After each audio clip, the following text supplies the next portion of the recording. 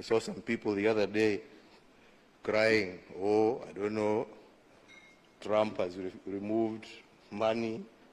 He said he's not giving us any more money.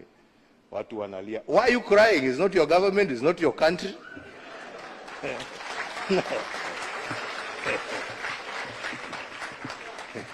He has no reason to give you anything. I mean, you don't pay taxes in America. He is appealing to his people. Shauri yenu bwana. This is a wake-up call for you to say, okay, what are we going to do to help ourselves?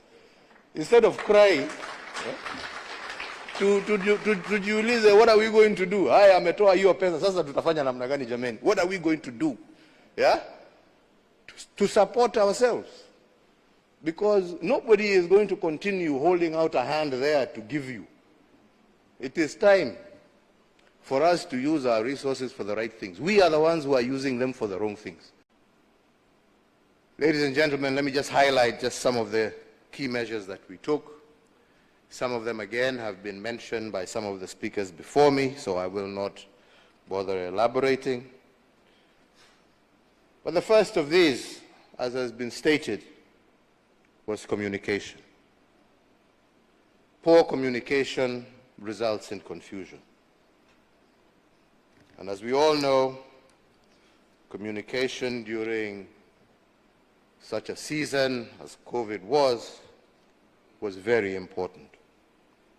Keeping the people informed and giving hope as they wondered what would happen next. So as a government, we agreed that the National Emergency Response Committee would be solely responsible for all forms of communication around the pandemic. And to this end, I authorize that only the Cabinet Secretary for Health would speak on behalf of the government on all matters related to COVID to avoid any kind of misunderstanding or misinformation, and he became the single source of truth, so to say, about measures on the disease.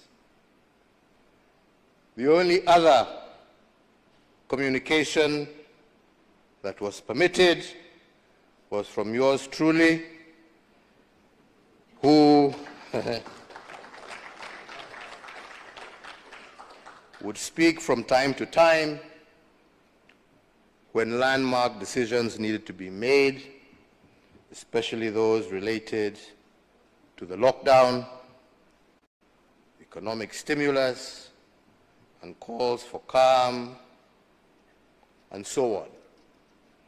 And as many of you will recall, I did endeavor in a good number of times to ensure that during those occasions, I was also flanked by leaders of the opposition to further reassure Kenyans that this was truly a national crisis.